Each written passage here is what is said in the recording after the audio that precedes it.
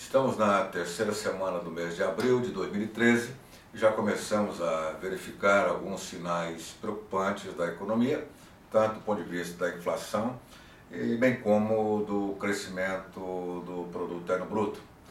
Mas esse lado não faz parte da nossa análise hoje. O que eu gostaria de falar com vocês, eu guardei uma série de recortes essa semana do jornal Estado de São Paulo e do jornal Valor Econômico, e traz as seguintes manchetes. É mais fácil levar milho para a China do que para Recife.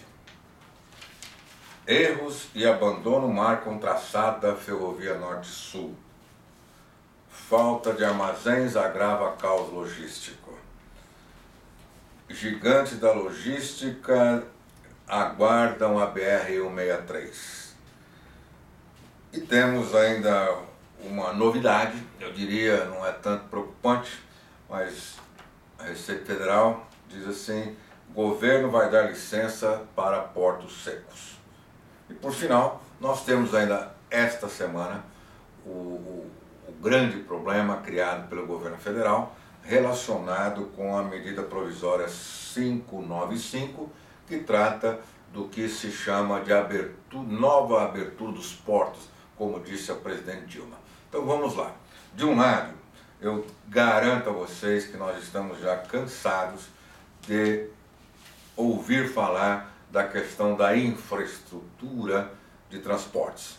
Quer seja ferrovias, como aqui anuncia o abandono da Ferrovia Norte-Sul, com bilhões de reais já aplicados, assim como foi também com o famigerado projeto da transposição do Rio São Francisco, totalmente abandonado, como já foi até notícias em jornais da televisão. Mas falar de BR-163, por exemplo, é voltar ao passado. Nós já vemos projeto de asfaltamento desse trecho que ligará de uma maneira mais correta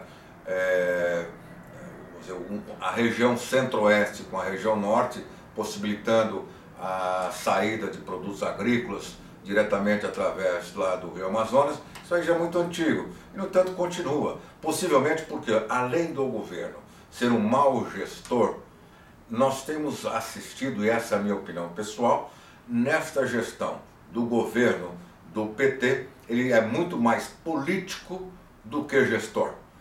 Senão nós não teríamos tudo isso. Eu vou focar agora especialmente a questão relacionada com a medida provisória. Essa medida provisória, conhecida como 595, vocês podem ter acesso através do Google, foi um tiro no pé, na minha opinião.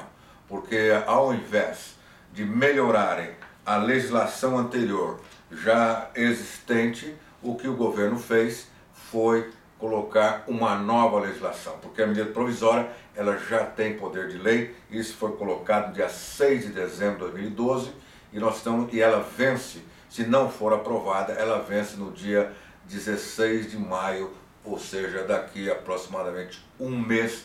Enquanto isso, todos os segmentos ligados direta e indiretamente com a atividade portuária vivem angústias empresariais, quer seja para investimento, quer seja para operação, e especialmente eu destaco um ponto.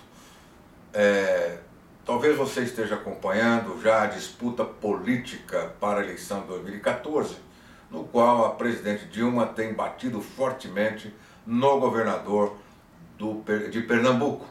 Só que vimos na notícia do dia de hoje, dia 16 de abril, a ministra Gleisi Hoffmann anunciando que ela não abrirá mão das exigências, entre aspas, ou de direitos que Pernambuco tem sobre o Porto Suape. Mas isso é uma balela, porque, primeiro, Gleisi Hoffmann, não sei de onde ela conhece Porto. Segundo ponto, ela deveria, já na lei da transparência, indicar quais foram os membros, ou de governo, ou consultorias, quem afinal preparou esta miscelânea, que é essa medida provisória 595.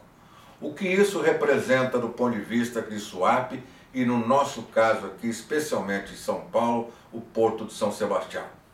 Chamam-se portos delegados, ou seja, Porto de São Sebastião, originalmente de gestão de propriedade, vamos entre aspas, do governo federal, ele é delegado para a gestão estadual. Para isso, em 2007, foi criada a Companhia Doca de São Sebastião e o governador Alckmin tomou a decisão de investir muito dinheiro, tanto na expansão do porto, bem como quase 5 bilhões de reais na duplicação da rodovia que dá acesso ao litoral norte de São Paulo e uma nova estrada chamada Contorno Caraguatatuba-São Sebastião para permitir então a modernidade do porto que tem a sua gestão hoje muito bem estabelecida na Companhia Docas de São Sebastião. Portanto, essa lei, essa medida provisória sendo transformada em lei,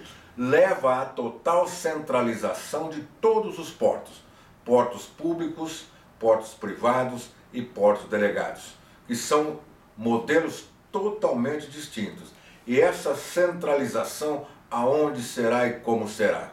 E como disse o nosso prezado colega, presidente da Companhia Doca de São Sebastião, numa das reuniões do Conselho, se esta medida transformar-se em lei, a autoridade portuária será nada mais, nada menos do que um zelador de porto. Isso nós não podemos permitir. Que venha então a verdade, que essa lei não seja aprovada ou que pelo menos o Congresso Nacional deixe de lado a questão política e olhe fundamentalmente a realidade, a necessidade do que a gente chama de produtividade portuária e qualidade de serviço e com isso a competitividade. E que a Dilma tome a ciência de que na verdade nós devemos separar o que é necessário do que é essencial para a política, que isso é outro departamento. Esse é o meu comentário de hoje e vamos aguardar que essa medida provisória traga resultados positivos, especialmente para os portos que são delegados. Muito obrigado.